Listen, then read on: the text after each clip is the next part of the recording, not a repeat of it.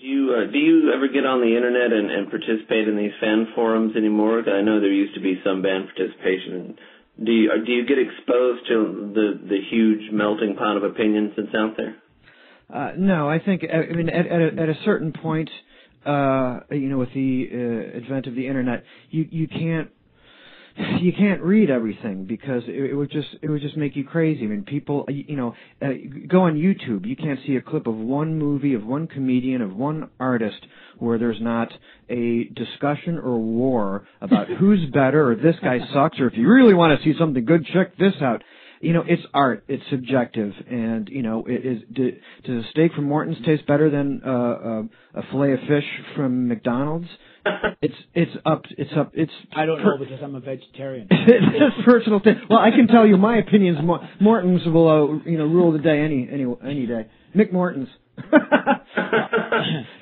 Something. I really judge it by the 10,000 people that are standing up at the end of the night and screaming for us to come back on stage. That to me is the form of public opinion that I'm going to pay the most attention to. However, having said that, I do love it when people make over the top remarks about how much they love the band on the internet, and I don't really see the other stuff because I don't know, my eyes go kind of blurry.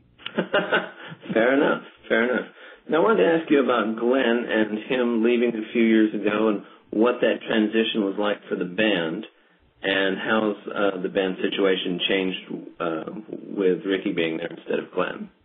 We loved having Glen. We love having Ricky. Ricky was the right man to come into the scene at that particular part, and Glen decided it was the right time for him to go and pursue other things, and he's done very well at that. So I'm comfortable with exactly how the band has evolved. How about you, Todd? Yeah, no, I mean, when Glen decided to leave, I had worked with Ricky. I did this guy's record in like 2 days with Ricky, and when his name came up, I was like, yeah, it's got to be him. Let me make the phone call, because we had become friends from that session.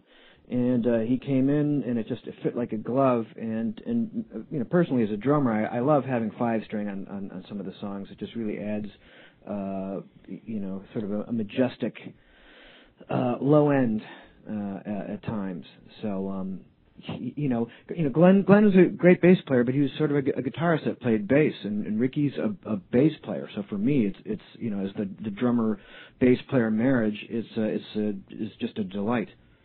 Glen's a very good, very, very excellent musician, and so you're always going to feel that that's a tough role to fill. But I think Ricky has done admirably, and the two of them have incredible strengths that are unique to each other. Very good. Now, when he moved on and started playing with Dennis again, did that freak you out on any level when you heard about it? Like, oh my God, I can't believe he's doing that. No, that's part of his history. I think he should do whatever he feels absolutely right doing, and do it as well as I know he'll do it. And really, as a freelance musician, a gig's a gig. Right. Right. Bills don't stop. So the perception that it's one side versus the other, that's really more a fan perception than one that's internal in the band. Is that fair to say? Probably, yeah. I would say absolutely. I mean, I'm not going to. We're competitive. We want to be great at doing what we do, and so we want it to be the best version of these songs they can possibly be, and we do what we are able to do and capable of to make that happen. Do you stay aware of Dennis and Glen and what they're doing? Do you ever look at it and sort of say, we're going to do this instead of that, or anything? Well, I know Glen, so I stay in touch, but I don't know Dennis, so I not really, no. No, I really don't pay attention. I mean, Glen and I talk and email from time to time, but we talk as friends. Right.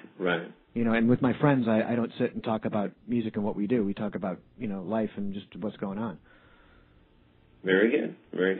Now, I had another question over the internet from John, and he asks if there are any plans for an entire album's worth of new Styx material coming up. We have more than an album's worth of material. However, the touring schedule is such that it just doesn't allow us to spend enough time in the studio to get it done. But we're doing it one song at a time. We've just recorded something brand new that's ready to come out there, and it might very well do that. But we want to play Europe play America, put out a new album all at the same time, and not have any of us, be overtaxed by the whole experience. And so we've got to do it as we feel it's the right time to do it, and we're going a bit at a time at this point. How about you, Todd? Yes. That was a definitive no from Todd Sucherman. Now, does the band, with the way that the business model has changed to get new music in front of people, I mean, that's obviously got to be a consideration. How would you even put new material out? Would you consider doing a download-only project rather than trying to work with a label with how badly the labels are failing right now? I'd have to call that on the day, because it changes so rapidly.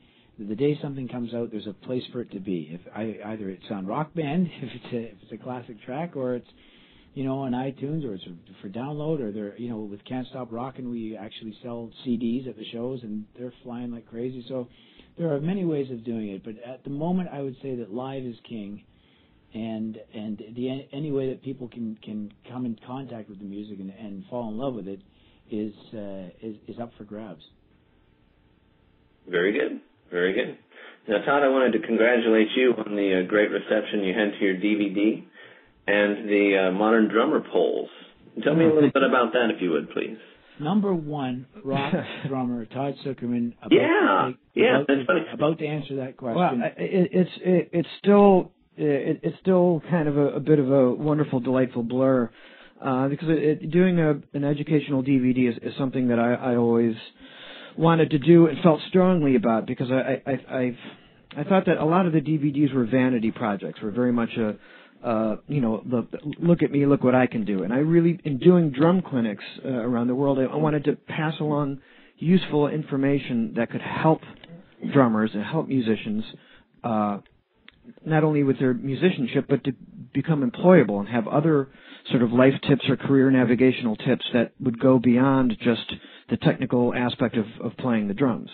So in doing this DVD, which was done in a way and filmed in a way that no other DVD had been presented, it finally got the attention of the folks at Modern Drummer, and that they came out to a show in January, and then they decided to do a cover feature, and then they decided to invite me to perform at the prestigious Modern Drummer Festival, which is probably the Academy Awards of drum festivals the world over, which is also filmed for a DVD that came out. Oh, great! And I think through the exposure of those avenues, I was completely flattered and flabbergasted that the drumming community voted for me. I mean, I was just hoping to place in the DVD category. I was certain that Steve Smith, who's been one of my heroes since I was 9 years old, would just crush me.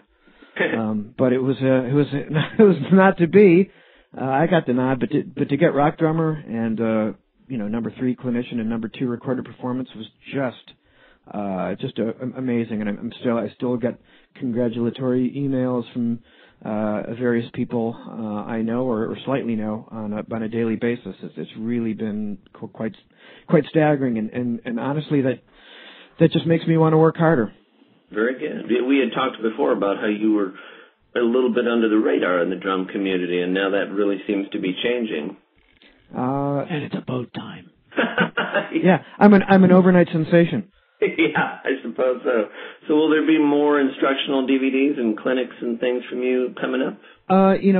Clinics are tough right now. I did about 7 of them between February and April, but now, we're pretty much on the road through Thanksgiving, so, I might be able to get 1 or 2 in.